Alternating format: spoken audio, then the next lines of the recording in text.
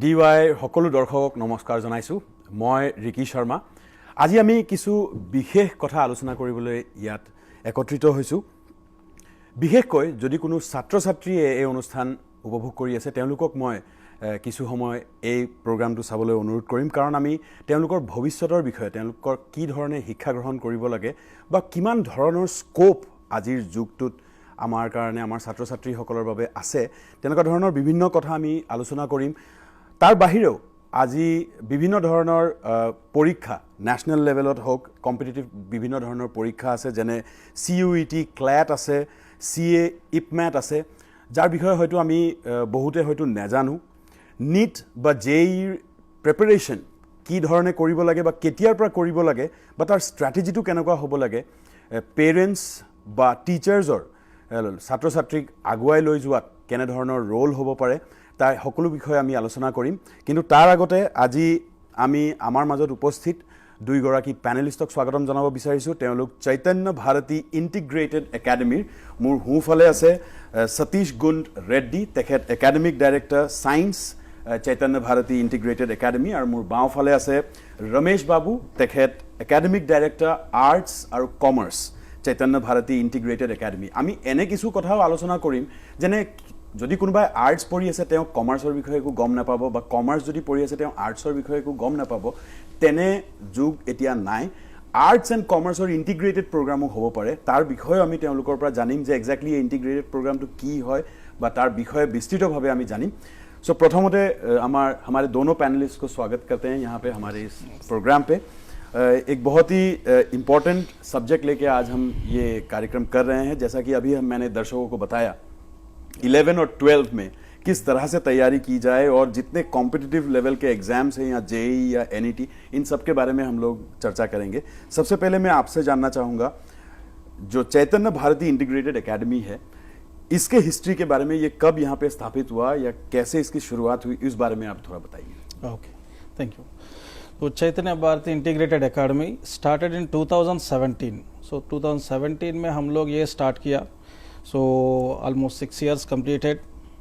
सो 2017 में ये integrated program start किया। ओके, इसलिए इसमें schooling along with the class 12 boards, schooling के साथ IIT JEE के लिए एंड नीट के लिए कोचिंग, वो इंटीग्रेटेड प्रोग्राम हम लोग स्टार्ट किया ये। सो इंटीग्रेटेड प्रोग्राम मतलब means here we are taking the class 2, class 12, the plus 2 boards along with the boards NEET and JEE coaching integrated from the beginning। अच्छा, तो मैं बस अगर दर्शकों को ये संक्षेप में अगर समझा दूं कि तेखেতে ক'ব বিচাৰিছে যে ক্লাস 11 আৰু 12 পঢ়া শুনাৰ লগত नीट আৰু JEE প্ৰিপাৰেশ্যনখিনি বা তাৰ কাৰণে যিখিনি প্ৰস্তুতি চলাব লাগে সেইখিনি 11-12 পঢ়া শুনাৰ লগতে তেওঁলোকে আৰম্ভ কৰে, তাকে তাহাঁতি বোলে ইণ্টিগ্ৰেটেড যিটো কনসেপ্ট যোনটো তেওঁলোকে আনিছে। বাকি So what is the importance of integrated program here? Because after class 12 there are many UG courses। so ये UG courses में जाने के लिए so there are the entrance examinations, like JEE entrance examination है, NEET entrance examination है, so उसके बाद CLAT entrance examination है। so different entrance examinations ये clear करके UG courses में जाना पड़ेगा। so ये UG courses class 12 only class 12 board syllabus पढ़ के ये एग्ज़ाम्स क्लियर करना थोड़ा मुश्किल होता है स्टूडेंट्स को। सो इसलिए integrated program at the same class 12 जब कंप्लीट हो जाता है, उसी समय में ये लोग ये नीट एंड JEE कंप्लीट करके प्रोफेशनल कोर्सेज में जाने के लिए ये इंटीग्रेटेड प्रोग्राम हेल्पफुल होता है। ठीक है। सो अगर ओनली प्लस 2 बोर्ड्स के लिए पढ़ता है तो 1 साल ड्रॉप करना पड़ता है। सो स्टूडेंट्स का 1 साल ड्रॉप करके पढ़ाई करना पड़ता है। सो लेकिन सिलेबस तो वही सिलेबस जो प्लस 2 बोर्ड्स के लिए हम लोग पढ़ रहे हैं, वही सिलेबस होता है JEE के लिए, नीट के लिए, क्लैट के लिए, whatever different entrance examinations for getting into the different professional courses. So इसके लिए इंटीग्रेटेड प्रोग्राम रखने से ओके एक साथ में दोनों हो जाता है। सो ताकि एक साल स्टूडेंट ओके उनका करियर में ओके सेव कर सकता है। बिल्कुल। So this is so basic concept of integrated program है कि वो जो जब वो लोग ये सोचते हैं कि पहले क्लास 12 हम लोग खत्म कर ले, তো মই দৰ্শকক এই बताना চাহুঙ্গা সাৰে মাত্ৰ আমাক যিখিনি কথা বুজালে যে 11 আৰু 12ৰ পঢ়া শুনা যেতিয়া কৰা হয় তেতিয়া সকলো অভিভাৱকে ছাত্ৰ ছাত্ৰীক কয় যে 12ৰ খুব গুৰুত্বপূৰ্ণ কথা কাৰণ তাৰ পিছত এটা নিৰ্দিষ্ট লাইন বা এক ধৰণৰ এটা স্পেশালাইজেশনৰ যেহেতু যুগ আহি পৰিছে তেনেকুৱা ধৰণৰ স্পেশালাইজেশনৰ ফালে তেওঁলোকে ঢাপলি মেলে কিন্তু তাৰ লগতে সেই স্পেশালাইজেশনৰ যিখিনি এন্ট্ৰেন্স টেষ্ট থাকে সেই এন্ট্ৰেন্স টেষ্টৰ কাৰণে ক্লাছ 12ৰ পিছত প্ৰায় এটা বছৰ গ্যাপ লৈ সেই এন্ট্ৰেন্স টেষ্টৰ প্ৰিপাৰেচন কৰিব লাগে প্ৰিপাৰেচন কৰি তাৰ পিছত পৰীক্ষা দি তাৰ পিছত তেওঁলোকে সেই ধৰণৰ পঢ়া শুনা আগবঢ়াব পাৰে যোনটো কাম চৈতন্য ভাৰতী ইন্টিগ্ৰেটেড একাডেমিত তেওঁলোকে একেলগে ক্লাছ 11 আৰু 12ৰ পঢ়া শুনাৰ লগতে তেওঁলোকে জেই বা এনইটি বা ক্লেড বা সিইউইটি বা সিএ ইপমেট বিভিন্ন ধৰণৰ তেনেকুৱা পৰীক্ষাৰ একেলগে তেওঁলোকে গুটেখিনি পঢ়া শুনা কৰাই লৈ যায় सर आपसे मैं जानना चाहूँगा मैं प्रोग्राम के शुरुआत में কিন্তু দৰ্শকসকলক এইখিনিতে জনাই দিব বিচাৰিছোঁ যে আমাৰ স্ক্ৰীনত নম্বৰ দিয়া আছে আপোনালোকে ইয়াত ষ্টুডিঅ'লৈও ফোন কৰিব পাৰে লগতে চৈতন্য ভাৰতী ইন্টিগ্ৰেটেড একাডেমিৰ এটা হটলাইন নম্বৰো দিয়া আছে তাত ফোন কৰি আপোনালোকে ইনষ্টিটিউটৰ পৰা আপোনালোকে কাউন্সেলিং ল'ব পাৰে বিভিন্ন ধৰণৰ আপোনাৰ যদি কিবা সুধিবলগীয়া থাকে আমাৰ ইয়াৰে ষ্টুডিঅ'ত ফোন কৰিবলৈ নম্বৰটো তলত যোগাযোগৰ বাবে দিয়া আছে सर आपसे जानना चाहूँगा मैंने प्रोग्राम के शुरुआत में ही बताया था कि कोई अगर आर्ट्स पढ़ रहा है तो उसको कॉमर्स के बारे में कुछ नहीं मालूम या कॉमर्स पढ़ रहा है तो आर्ट्स के बारे में नहीं मालूम तो क्योंकि पढ़ाई से मेरा नाता बहुत पहले ही छूट गया तो इसलिए मेरे मन में मैं कॉमर्स का स्टूडेंट था लेकिन अभी मैं मीडिया के सेक्टर में हूँ तो यहाँ पे तो बहुत कुछ लिखना पड़ता है तो शायद अगर आर्ट्स के बारे में भी मुझे टच रहता तो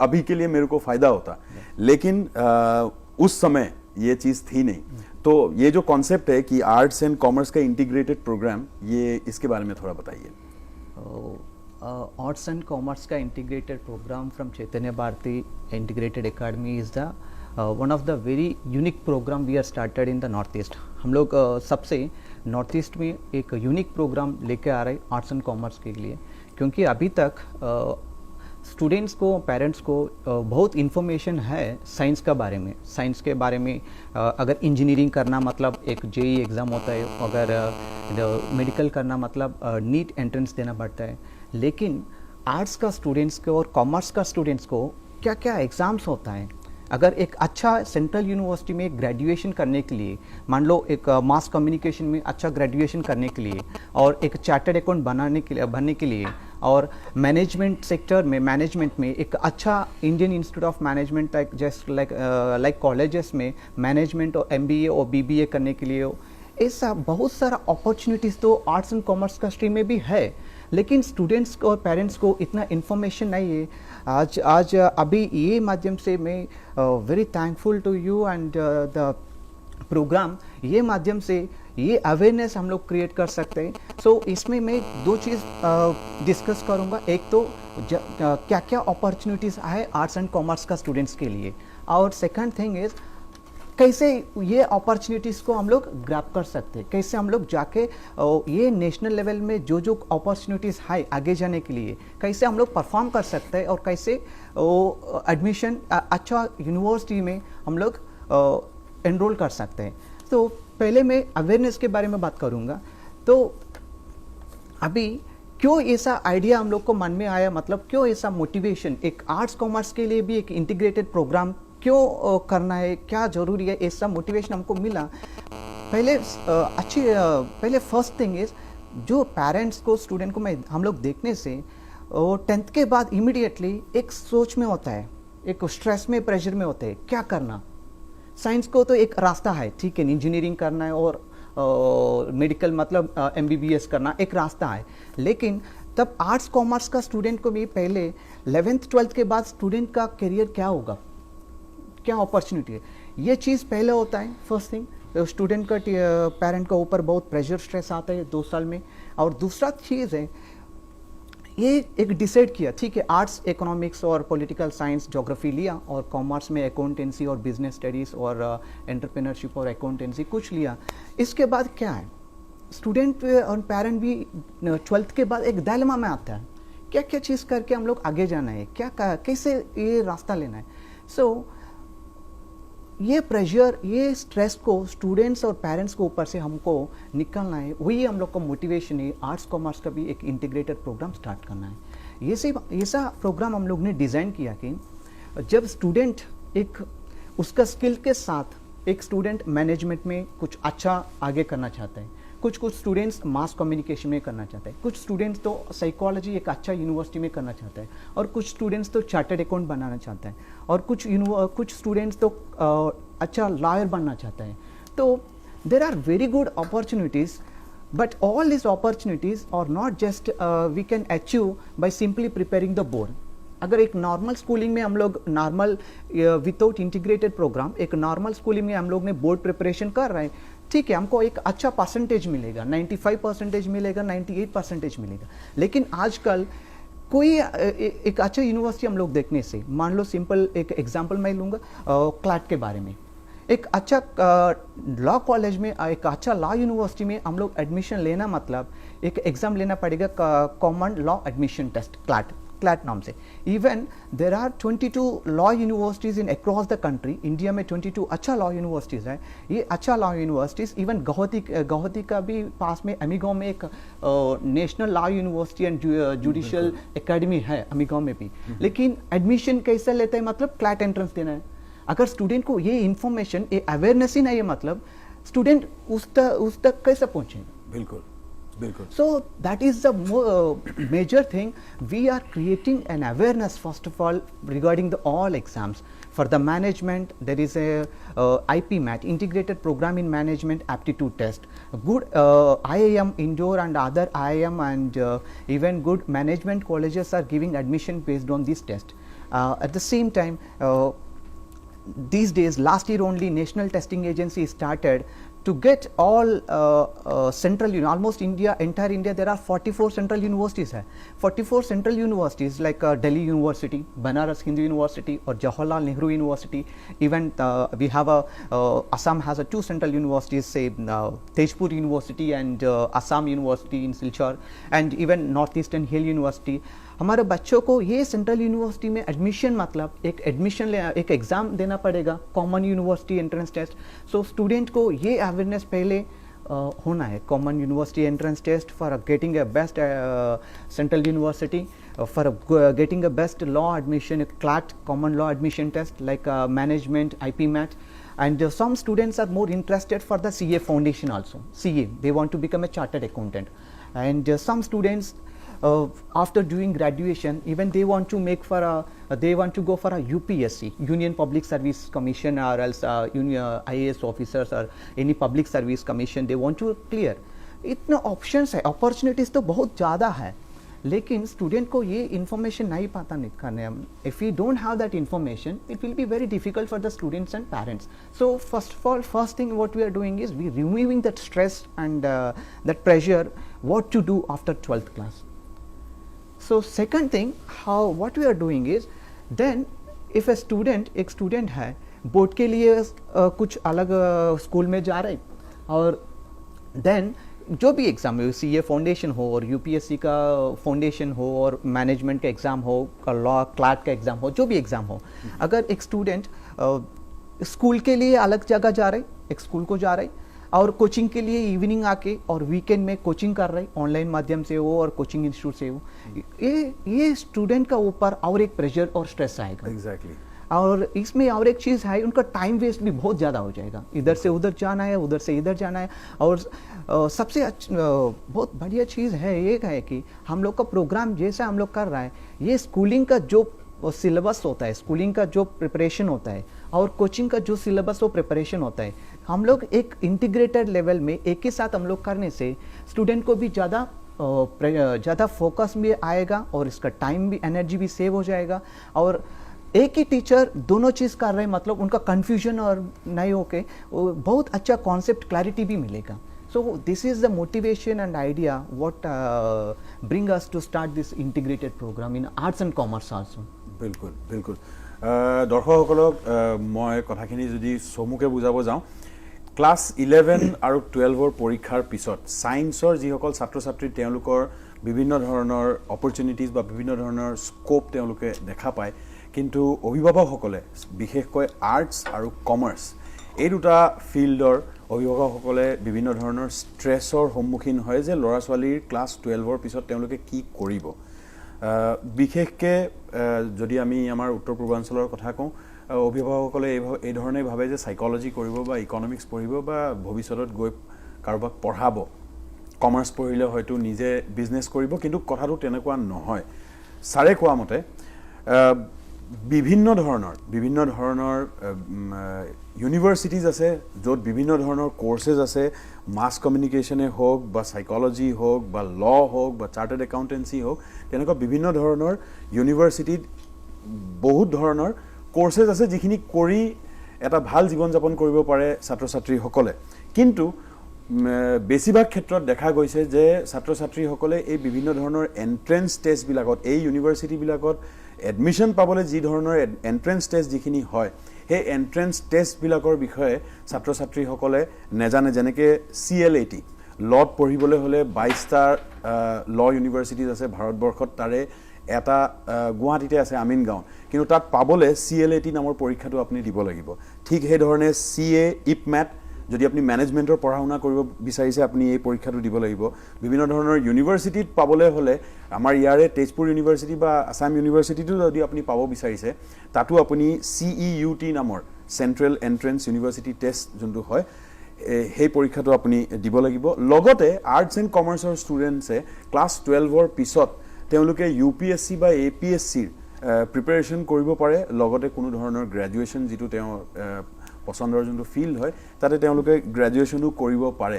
চ' arts and commerce Chaitanya Bharati integrated একাডেমীৰ মূল মন্ত্ৰটো এইটোৱে যে এই 11-12ৰ পঢ়া শুনা কৰাৰ সময়তে এই গোটেই এণ্ট্ৰেঞ্চ টেষ্টবিলাকৰ কাৰণে যাতে ছাত্ৰ ছাত্ৰীক তৈয়াৰ কৰিব পাৰে, তাৰ বাবেই আৰ্টছ এণ্ড কমাৰ্চ ইণ্টিগ্ৰেটেড এই প্ৰগ্ৰামটো তেওঁলোকে চৈতন্য ভাৰতী ইণ্টিগ্ৰেটেড একাডেমীত ইণ্ট্ৰডিউচ কৰিছে যাতে ছাত্ৰ ছাত্ৰীসকলে ইয়াৰ লাভ উঠাব পাৰে। আপোনালোকে চৈতন্য ভাৰতী ইণ্টিগ্ৰেটেড একাডেমীলৈ গৈ বিশেষকৈ ইয়াৰ বিষয়ে আপোনালোকে কাউন্সেলিং ল'ব পাৰে।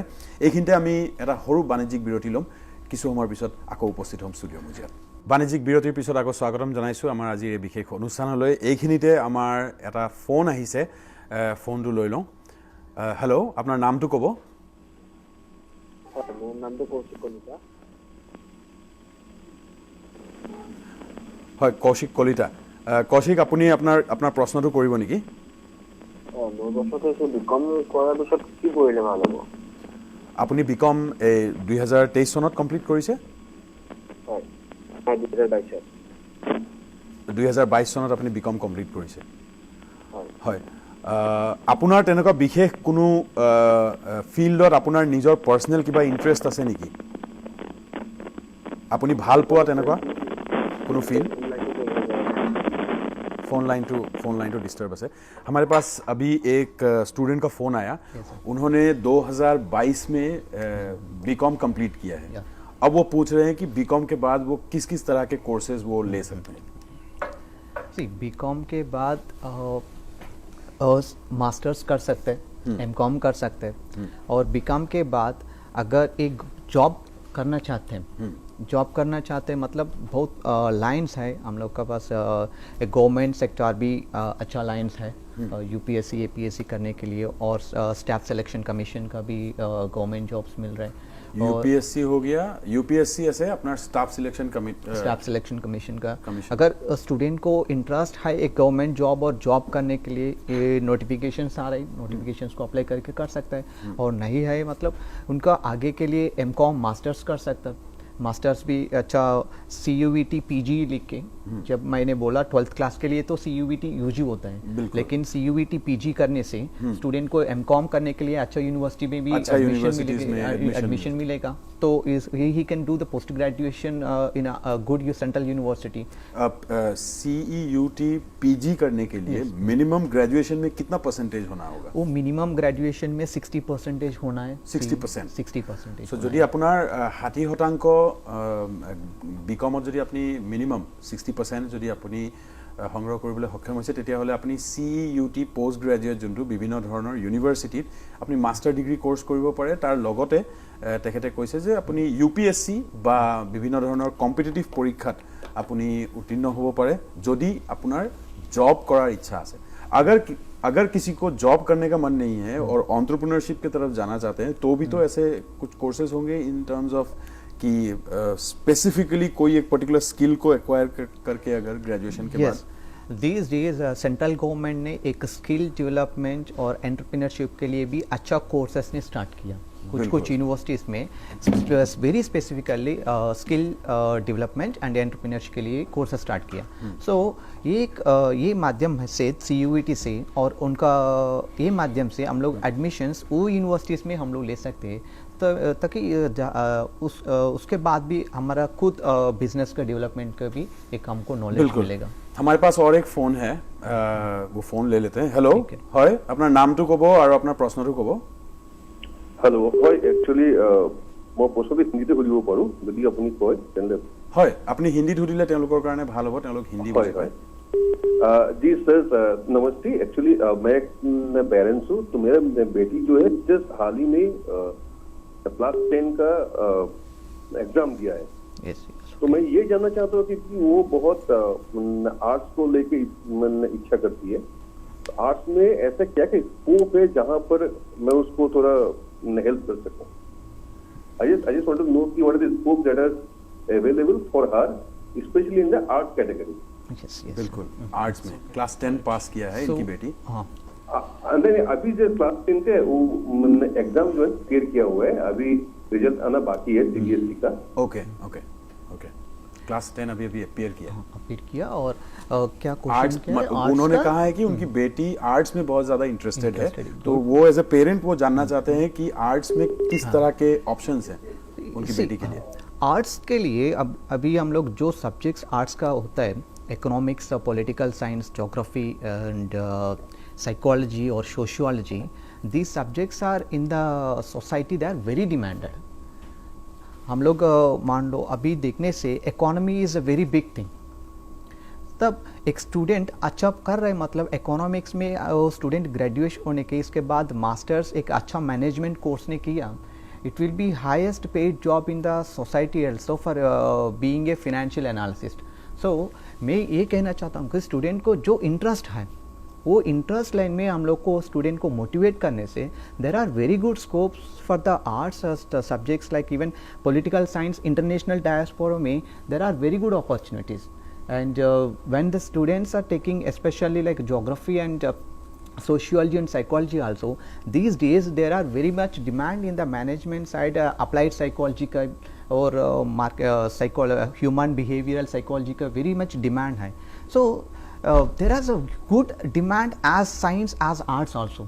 So मैं ये कहना चाहता हूँ स्टूडेंट को जो इंटरेस्ट है वो करने से definitely they will get more opportunities and they can excel.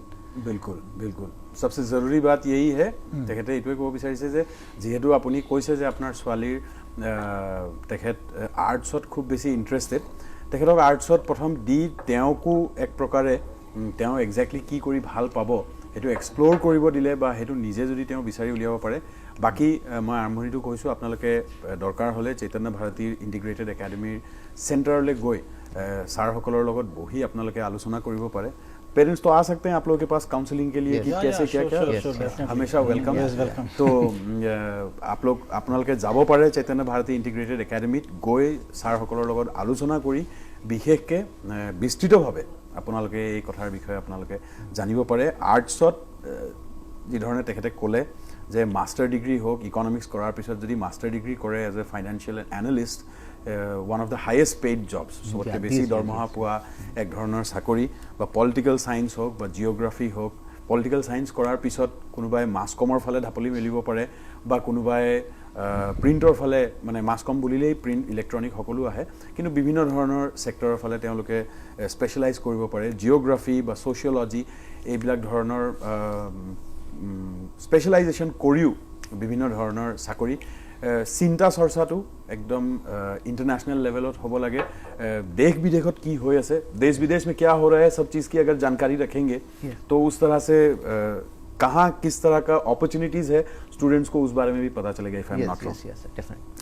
आगे बढ़ते हैं. हमारा जो डिस्कशन चल रहा था उसी के बारे में हम लोग डिस्कस करेंगे. मैं सतीश सर से पूछना चाहूँगा, हम लोग सुनते ही रहते हैं JEE और नीट, ये दो बड़े बड़े शॉर्ट फॉर्म्स हैं जो बहुत सारे स्टूडेंट्स के मुंह से भी आप सुनते हैं. कहीं पे भी कोई भी होर्डिंग देख लीजिए JEE NET. Very significant examination science streams के लिए। तो आप बताइए कि ऐसा क्या फॉर्मूला है कि so many people are after it, ऐसा क्या फॉर्मूला है कि कैसे जेई नेट के लिए प्रिपेयर करें, स्ट्रेटजी क्या होना चाहिए, किस तरह से क्रैक किया जाए उसको? First of all coming to the JEE joint entrance examination, so ये इंजीनियरिंग एंट्रेंस एग्जामिनेशन है, सबको पता है ऑलमोस्ट, ये परिचय करने का जरूरी नहीं है। सो जेईई के लिए apart from the JEE there are many other examinations like the IISER Indian institute of science education and research, उसका भी एप्टीट्यूड टेस्ट एक है। सो उसके अलावा के different entrance examinations like Birla institute of technology, BITS है, विट्स है, वेलूर इंस्टीट्यूट ऑफ टेक्नोलॉजी, ऐसा different opportunities are there for the engineering students. So specially coming to the JEE, IITs के लिए, NITs के लिए और IIITs and one more is there government funding technical institutions GFTIs। सो ये चारों के लिए जेई होता है। इसमें जेई मेंस, जेई एडवांस दोनों है। जेई मेंस के लिए मेनली तो क्लास 12 +2 सिलेबस ही है इसका। सो ये सिलेबस को एक इंटीग्रेटेड प्रोग्राम में हम ऐसा लेके जाता है, सो 2 साल में इनको कंप्लीट तैयारी करना है। और एक है लास्ट मिनट में क्रैश कोर्स लेके आता है, ठीक है। तो ये 2 साल इंटीग्रेटेड प्रोग्राम में कैसे लेके जाता है, बिगिनिंग से सिलेबस को, ओके, सो इंटीग्रेटेड करके, मतलब कोचिंग पार्ट में कैसे होता है, बोर्ड में कैसे होता है, ओके। सो ऐसा एक सिस्टमैटिकली लेके जाने से स्टूडेंट को थोड़ा इजी होता है। सो ऐसा तो कुछ नहीं है कि नीट के लिए प्रिपेयर कर रहे हैं तो जेई के लिए नहीं कर सकते, जेई के लिए कर रहे हैं तो नीट के लिए नहीं कर सकते, या क्या स्पेशलाइज करके प्रिपेयर करते हैं? ये दोनों को मिक्स करने से थोड़ा स्टूडेंट को ज्यादा बर्डन हो जाता है, एक्चुअली बर्डन हो जाएगा। तो बेसिकली आप कहना चाह रहे हैं তেখেতে ক'ব বিচাৰিছে যে জেইৰ প্ৰিপাৰেশ্যন কৰিলে জেইৰ স্পেচিয়েলাইজকে প্ৰিপাৰেশ্যন কৰিব লাগে, নীটৰ প্ৰিপাৰেশ্যন কৰিলে নীটৰ কাৰণে প্ৰিপেয়াৰ কৰিব লাগে। কিন্তু জেই আৰু নীটৰ বাহিৰেও বিভিন্ন ধৰণৰ আৰু ইউনিভাৰ্চিটিলৈ এডমিশ্যন পোৱাৰ বিভিন্ন ধৰণৰ এণ্ট্ৰেন্স টেষ্ট আছে, সেই সকলোখিনিৰ বিষয়ে আমি জানিম। কিন্তু এইখিনিতে ল'ম এটা বাণিজ্যিক বিৰতি। বাণিজ্যিক বিৰতিৰ পিছত পুনৰ স্বাগতম জনাইছোঁ আমাৰ আজিৰ বিশেষ অনুষ্ঠানলৈ। আমি কথা পাতি আছিলোঁ নীট আৰু জেইৰ প্ৰিপাৰেশ্যন কি ধৰণৰ হ'ব লাগে, মই তাৰ বিষয়ে আলোচনা কৰি আছিলোঁ सतीश रेड्डी जीर লগত। सतीश जी, आपका बात अधूरा रह गया, ब्रेक के पहले आप वो कंप्लीट कर लीजिए। ओके, सो जेई के लिए सो नाउ आजकल एग्जामिनेशन पेपर्स देखने से ऑनलाइन एग्जाम्स दे रहा है, okay, first attempt in the January and second attempt in the April month. So ये जेई मेंस का paper mainly 60% questions direct NCERT based questions ही आ रहा है, okay. So that is almost memory based questions, more memory based questions are coming. So ये 60% CBSE +2 syllabus अगर अच्छा से ड्रिलिंग करने से 60% आराम से स्कोर करने का पॉसिबिलिटी है। रिमाइनिंग 40% थोड़ा एक्स्ट्रा स्किल्स दिखाना पड़ेगा। सो स्टूडेंट का IQ लेवल के ऊपर डिपेंड होता है, ओके। सो वो सोचने का कैपेसिटी के ऊपर डिपेंड होता है। सो ये 40% को इनको ट्रेन अप करने के लिए ये इंटीग्रेटेड प्रोग्राम बहुत हेल्पफुल होता है। सो इंटीग्रेटेड प्रोग्राम में क्या होता है, इसमें फॉर एवरी 15 डेज इनको टेस्टिंग करवाता है, एवरी 15 डेज नहीं तो 1 महीना का, ओके। और you can take the weekly mock test, yes. So like that if you conduct continuously test, so they come to know, okay, what is the different types of questions are arising, okay, and we have to train the students in such a way that so student को thinking capacity develop करने के लिए, okay, हम लोग ऐसा questions put करना इन लोगों के लिए 60% ऐसा रखिए नॉर्मल मेमोरी बेस्ड, बट 40% उन लोगों को थिंकिंग लेवल्स को डेवलप करने के लिए कोशिश करना है।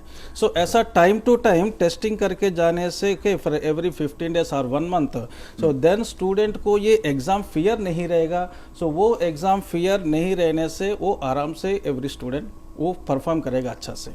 सो इसमें क्या होता है, ये time to time exams conduct करने से, सो लास्ट जनवरी मंथ में ये लोग एग्जाम लिखता है, ओके।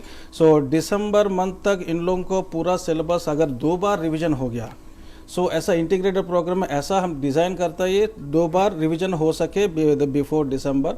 जनवरी मंथ में पूरा उनको मार्क टेस्ट ज़्यादा मार्क टेस्ट देना पड़ेगा. अराउंड 10 मार्क टेस्ट देने से जेई के लिए okay, so then student will be very comfortable in that. That is মই চমুকে যদি কথাখিনি বুজাই দিব লাগে আমাক দৰ্শকসকলৰ বিষয়ে, দৰ্শকসকলৰ বাবে ক্ষমা কৰিব, কথাখিনি ইমানেই যে জেই হওক বা NET হওক, আমি NCERT CBSE বা ICSEৰ যিখিনি চিলেবাছ হয়, সেই চিলেবাছটো যদি ভালকৈ কোনোবাই ষ্টাডি কৰে, জেই আৰু NET নীটৰ NEETত 60% বা 60% প্ৰশ্ন এই চিলেবাছৰ পৰাই থাকে. সো যদি চিলেবাছৰ পঢ়া শুনা আৰু জেই NETৰ যদি পঢ়া শুনাটো যদি একেলগে হৈ থাকে, তেতিয়া 60% preparation of the student is almost done. এক ধৰণে যে ছাত্ৰ ছাত্ৰীৰ 60% প্ৰিপাৰেশ্যন হৈ গ'ল বুলি ধৰি ল'ব পাৰে. তাৰ বাহিৰে আৰু থাকিল 40%. সেই 40% ষ্টুডেণ্টৰ IQ বা বুজাৰ ক্ষমতাৰ ওপৰত ডিপেণ্ড কৰে. সো সেইখিনি কথাত কোনোবাই কাৰোবাৰ বুজাত অলপ সময় লাগিব পাৰে বা তেওঁৰ ফাউণ্ডেশ্যনটো উইক থাকিব পাৰে, তেওঁলোকে নিজৰ এই ইণ্টিগ্ৰেটেড প্ৰগ্ৰামৰ দ্বাৰা সকলো ধৰণৰ ছাত্ৰ ছাত্ৰীক কমকৈ বুজক, অলপ সময় লাগক বা লগে লগে বুজি পাওক, তেনেকুৱা সকলো ছাত্ৰ ছাত্ৰীক একেলগে লৈ যাতে এই জেই NETৰ কাৰণে প্ৰপাৰ প্ৰিপেয়াৰ কৰিব পাৰে আৰু ডিচেম্বৰৰ আগে আগে তেওঁলোকে 2বাৰ ৰিভিজন কৰি যাতে জানুৱাৰীৰ পৰা তাহাঁতি মক টেষ্ট আৰম্ভ কৰিব পাৰে বা উইকলি টেষ্ট যাক কোৱা হয়, যোনটো কোনো বৰ্ডে নেপাতে বা ছাৰসকলেই তেনেকুৱা ধৰণৰ পৰীক্ষাৰ আয়োজন কৰি ষ্টুডেণ্টছসকলক টেষ্ট কৰে এক ধৰণে যে তেওঁলোকৰ প্ৰিপাৰেশ্যন কিমান ভাল বা বেয়া হৈছে. চ' সেই ধৰণৰ এটা ইণ্টিগ্ৰেটেড প্ৰগ্ৰামৰ দ্বাৰা ছাত্ৰ ছাত্ৰীসকলক আগবঢ়াই লৈ যোৱা হয় যাতে তেওঁলোকে নীট বা জেইৰ যেতিয়া পৰীক্ষাৰ বাবে উত্তীৰ্ণ হ'ব তেতিয়া তেওঁলোকে যাতে কোনো ধৰণৰ ষ্ট্ৰেছ বা নাৰ্ভাছ যাতে তেওঁলোক নহয়. नीट भी है. बिल्कुल. तो नीट के बारे में अभी आपने बताया, जेई का आपने बताया. तो नीट का आप जहाँ तक जैसा आपने कहा कि जेई के लिए जिस तरह का प्रिपरेशन नीट के लिए भी ठीक उसी तरह का प्रिपरेशन होगा? थोड़ा सा डिफरेंट रहेगा सर नीट के लिए. ओके. क्योंकि नीट का एग्जाम पैटर्न इज डिफरेंट. बिल्कुल. यहाँ पे क्या होता है, इन लोगों को 180 क्वेश्चंस करना पड़ता है. अगर जेई होने से तो 75 क्वेश्चंस ही करता है. वो 75 क्वेश्चंस के लिए 3 घंटा टाइम मिल रहा है, उसमें तो ऑलमोस्ट इनका स्किल यूज करके कर सकता है. ये कोई टाइम प्रॉब्लम, टाइम मैनेजमेंट का प्रॉब्लम नहीं आएगा. लेकिन नीट में आने से टाइम मैनेजमेंट का वेरी वेरी क्रूशियल रोल होता है. बिल्कुल. सो इसमें नीट के लिए क्वेश्चन का स्टैंडर्ड ज़्यादा नहीं होता है, लेकिन 180 questions with in the time frame complete करना यही बिगेस्ट चैलेंज होता है कोई भी स्टूडेंट के लिए. क्योंकि ये इसमें बायोलॉजी का क्वेश्चंस 90 क्वेश्चंस आता है. ये 90 questions they can complete within half an hour also. If they complete within half an hour then it will be fruitful for them. So ये नीट सिलेबस में NEET जो questions आता है पूरा NCERT based questions almost 98% हम लोग बोल सकते हैं ये NCERT टेक्स्ट बुक से ही आएगा. बिल्कुल. सो जेई मैंने थोड़ी देर पहले दर्शकों को ये बताया था कि जेई हो या नीट हो, NCERT मतलब CBSE या ICSE से 60% दोनों में ही लगभग कॉमन एक तरह से सिलेबस से ही क्वेश्चंस आते हैं. लेकिन नीट में आप बता रहे हैं कि लगभग 98% NCERT syllabus. Okay, even JEE also same from the NCERT only, but little bit high level. बिल्कुल. That is. আৰু তেখেতে কোৱা মতে standard different. That बिल्कुल. is. আৰু তেখেতে কোৱা মতে JEE সাধাৰণতে 75টা প্ৰশ্ন থাকে, কিন্তু নীট পৰীক্ষাত 180টালৈকে প্ৰশ্ন থাকে. সো JEE ক্ৰেক কৰাতকৈ নীট ক্ৰেক কৰাটো বেছি কঠিন বুলি তেওঁ কৈছে, কাৰণ সেই সময়ছোৱাৰ ভিতৰত তেওঁলোকে এটা নিৰ্দিষ্ট সময়ৰ ভিতৰত সেই 180টা প্ৰশ্ন তেওঁলোকে ট্ৰাই কৰিব লাগিব বা তাক উত্তৰ দিবলৈ চেষ্টা কৰিব লাগিব. সো টাইম মেনেজমেণ্টটো খুবেই বেছি জৰুৰী. সো তেখেতে কোৱা মতে বায়োলজিত প্ৰায় 90 কুৱেশ্যনছ होते हैं बायोलॉजी में. বায়োলজিত প্ৰায় 90টা প্ৰশ্ন থাকে সেই 180টা প্ৰশ্নৰ ভিতৰত. সেই গোটেইখিনি প্ৰশ্ন তেওঁ কৈছে যদি কোনোবাই ভালকৈ চেষ্টা কৰে আধা ঘণ্টাৰ ভিতৰতে তেওঁলোকে সেইটো এপিয়াৰ কৰিব পাৰে বা সেই গোটেইখিনি প্ৰশ্নৰ উত্তৰ দি পৰীক্ষাত তেওঁলোকে শেষ কৰি দিব পাৰে.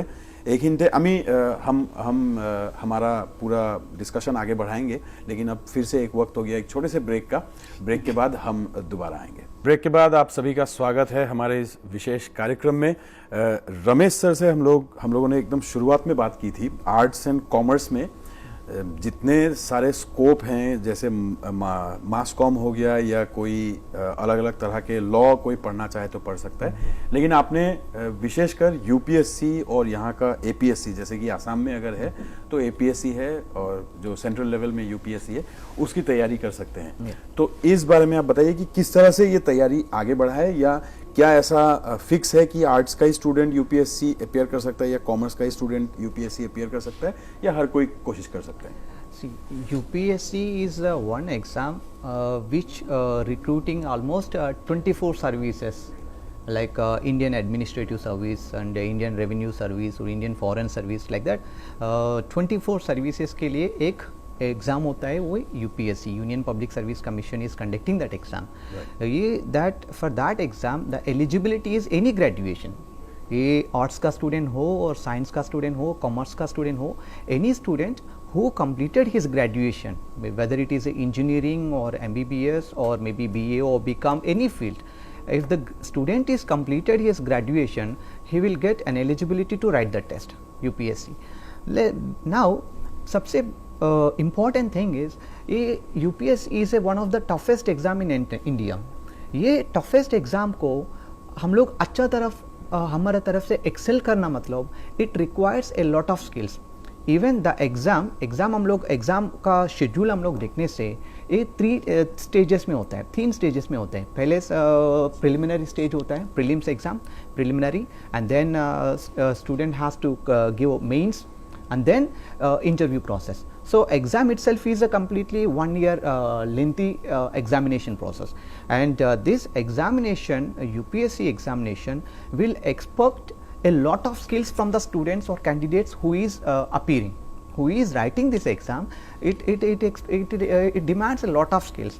Now what we are doing is, if a student is immediately after graduation, ये एग्ज़ाम देना मतलब बहुत मुश्किल होता है, इसलिए स्टूडेंट 1 साल के बाद, ग्रेजुएशन के बाद 1 साल 2 साल 3 साल ऐसा कंटिन्यूसली प्रिपरेशन करके एक एग्ज़ाम में एक्सेल करके एक अच्छा रैंक लेके आ रहे हैं।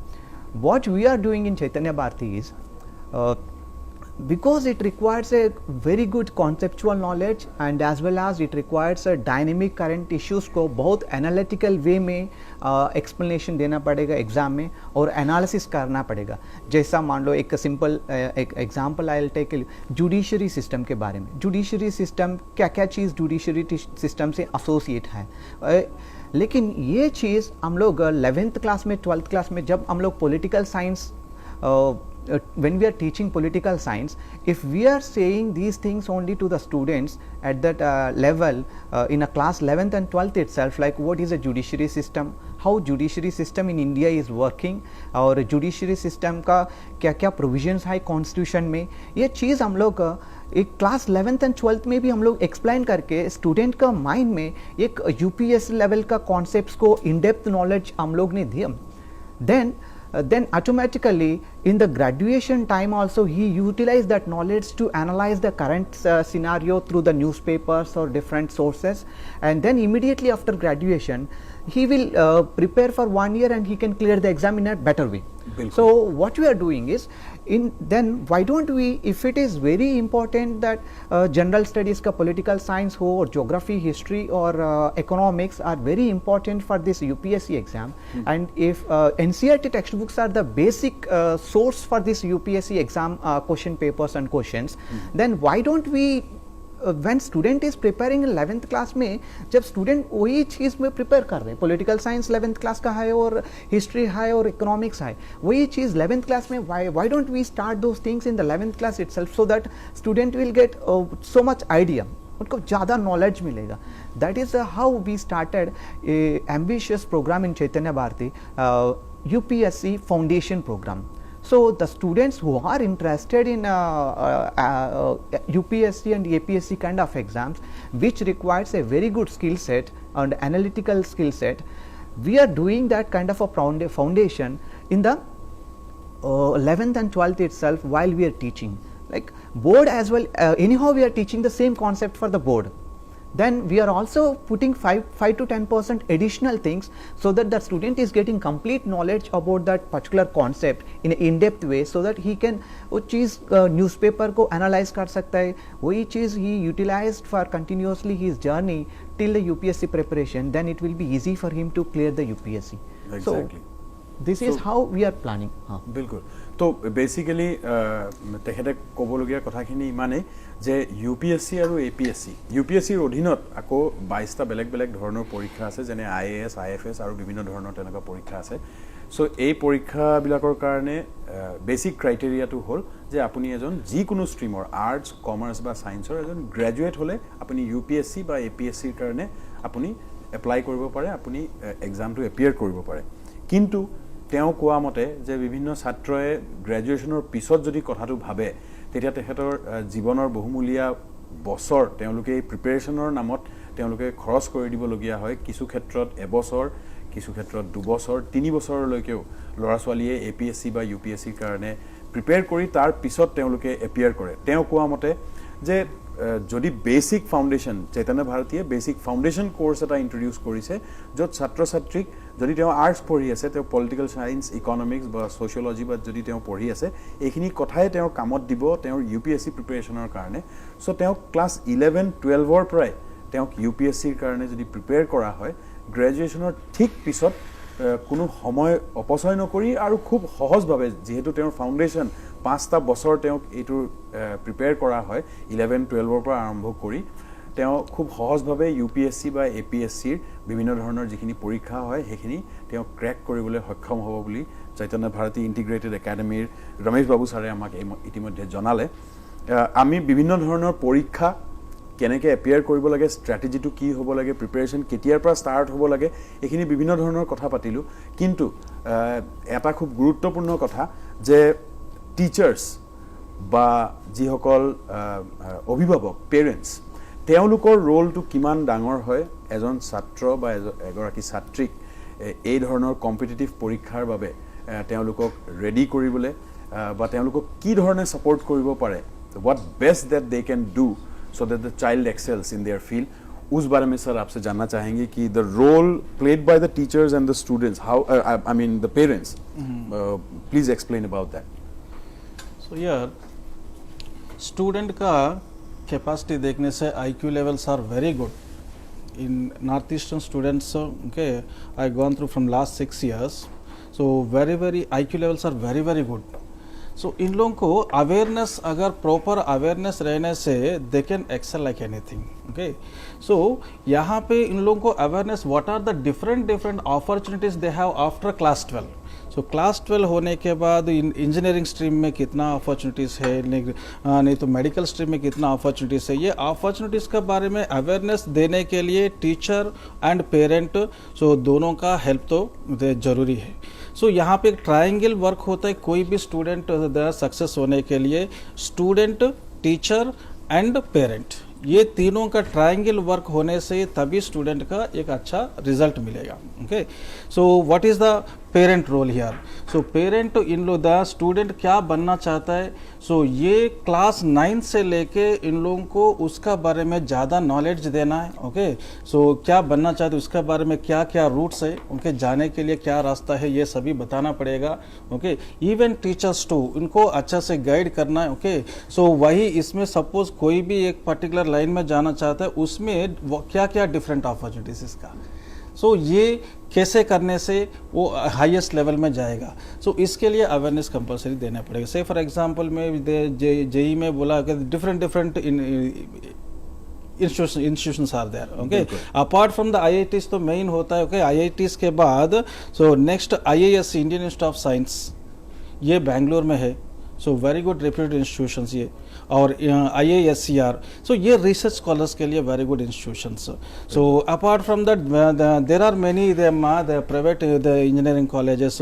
इसका बारे में अवेयरनेस थोड़ा कम रहेगा स्टूडेंट्स को. ओके, ये स्टूडेंट्स को अवेयरनेस देने के लिए टीचर एंड पेरेंट हेल्प करना पड़ेगा.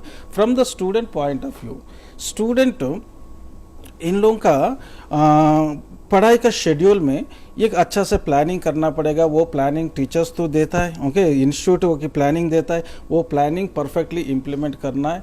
सो स्टूडेंट तब जाके सक्सेस होने का ज़्यादा चांसेस होता है। बिल्कुल बिल्कुल।